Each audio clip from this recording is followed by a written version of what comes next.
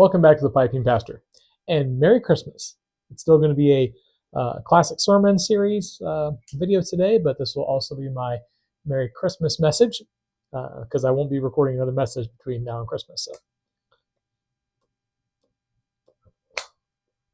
for this video today, I'm smoking my my favorite pipe.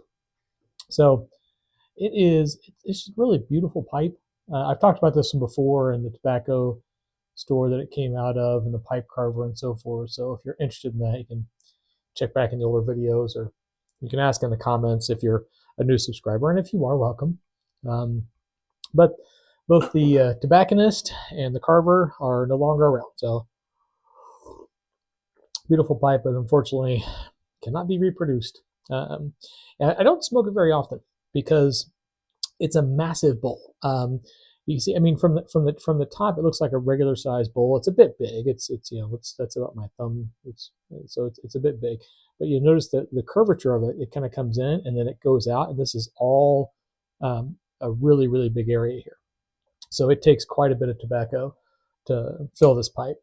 So I only smoke it when I have some extra time to read.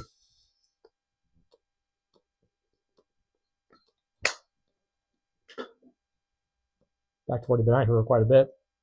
In the morning, I'm only halfway through the bowl, so. Which also makes read lights a bit difficult because you still have a big chunk of tobacco at the bottom there, and it's about an inch down into the bowl to get to it with the flame. So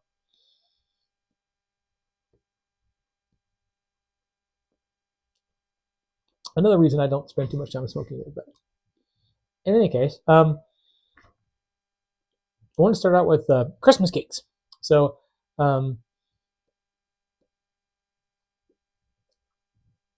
Trucking Piper Bob just recently put his Christmas cake video up. Hopefully you've seen that. And he did it last year as well. And one of the things I miss about when we lived in Scotland was the Christmas time. Edinburgh does Christmas very well.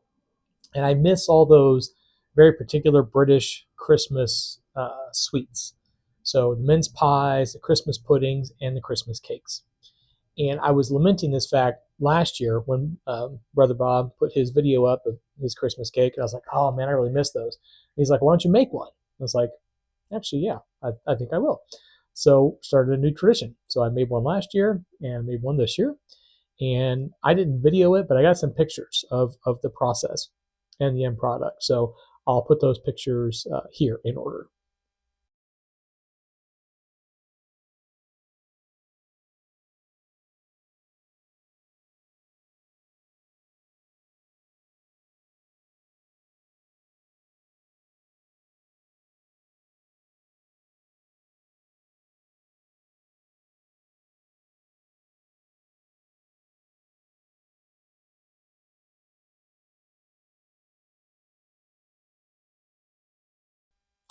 So that's what it looks like at the end, and we will we'll start cutting into that on Christmas Eve. Maybe it may not make it till Christmas Eve. I may get into it tomorrow, but in any case, it's finished now.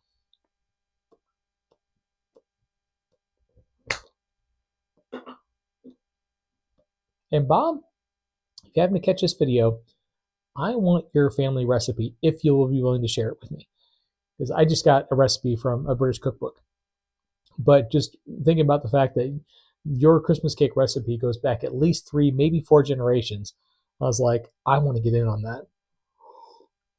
So unless it's a grand family secret that you have to keep all to yourself, I would very much like to get that recipe. So if you wouldn't mind emailing it to me, or take a picture if you have it on a note card or something else like that, but get in touch with me.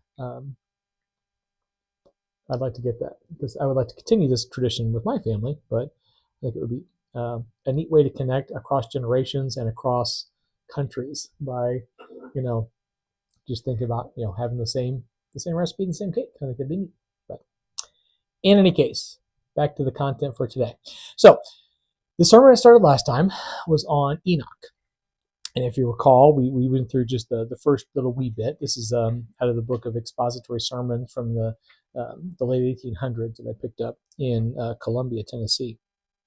And he was talking about how Enoch was a representative person, so a member of the human race who is representative of what is best about humanity. And so here he goes on. But just because the representative men of the world have refused to occupy themselves with the accidental questions of their own day, they have incurred the fate that they have short biographies. And remember, in the first part of the sermon, it says that they don't concern themselves with the accidental questions of the day. So the popularized questions, the things that don't really have any kind of significance, but people like talking about, like current political climate, what's trending on TikTok, all those various different kinds of things that people love to get involved with. Obviously in the TikTok right there, but that kind of thing, that kind of thing has existed forever. Popularized. Oh, my tassel's getting all stuck there. But all those kinds of questions, those kinds of inquiries, that kind of popularism has existed forever. It's like, because they don't get involved in that, they incur short biographies in that they don't necessarily they're not very popular. People don't like to write a lot about them. And here he goes on. Let us look at the man Enoch as his figure looms down at us through the midst of millennia. He stands amidst the groups of antediluvians, but his form is easily distinguishable from all beside. He is unquestionably and confessedly the hero of the band, the one life amongst them whose posterity is judged worthy to inherit everlasting youth. But this is on the heavenly side of his being. When we look at the earthly side, we are impressed with a contrast between him and his contemporaries of a totally different kind. From the spiritual standpoint, Enoch is the greatest man of the band, but from the earthly standpoint, he is the least. He has a short biography. The test of earthly greatness is that the day was the duration of years, and that, measured by that test, Enoch sinks far beneath his contemporaries. He cannot touch the longevity of the Adams, the Seths, the Cains, the Methuselahs. His life embraces but a golden year of circling suns. The measurement of the man must be estimated on other grounds than those of duration, and his greatness must be determined by another standard than that of the world. His physical life is weaker than all the physical lives around him. The days of his earthly pilgrimage reach not to the days of those who went before, nor those who follow. Yet he has an immortality that belongs not to them. He is not found among the dead. So, pardon me, I checked my microphone there. Okay. So what he's saying here is, like, in terms of like earthly success, earthly knowledge, or worldly popularity, he's nowhere near it. But he has eternal youth. And in the first part of the series, in the first part of the sermon, he's talking about how human beings nowadays can reach that immortality, and that is, through literature, scientific accomplishment, so on and so forth, where their words are remembered for a long, long time. They grant a manner of immortality. But his immortality is on the heavenly side, quite literal. He was taken up and he did not see death. But not because he accomplished something cool here on earth. His immortality is of the spiritual side. It is the deeper, more impactful side. He lived his life according to the manner in which God had called him to, and as such, measured by that standard, he was successful.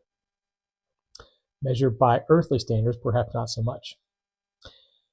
John Knox, who was the I guess you could say the founder, or maybe the impetus would be a better term, of the Scottish Reformation. Basically the beginnings of the Presbyterian Church. Incredibly influential preacher, writer. He challenged the Queen, who was Catholic, and his work not only established the Presbyterian Church, established the Reformation in Scotland, basically drove the Catholics out of Scotland, and no offense intended, Brother Brian, Father Brian, should say, but an incredibly influential preacher and pastor, and leader of his time. His grave, he doesn't have a big monument, he doesn't have a big statue. His grave is actually a parking spot behind St. Giles Church in Edinburgh. not like a commemorative parking spot even. It's just a regular parking spot. And on that parking spot, there's like a little like stone carving. It says final resting place of John Knox. When I first got there, I thought it was a joke. Really? No. John Knox is really buried there behind St. Giles Cathedral. They paved it, that area with a parking lot, and left him there and put a little plaque. You can literally park your car on top of John Knox's grave. Preach the gospel, be forgotten.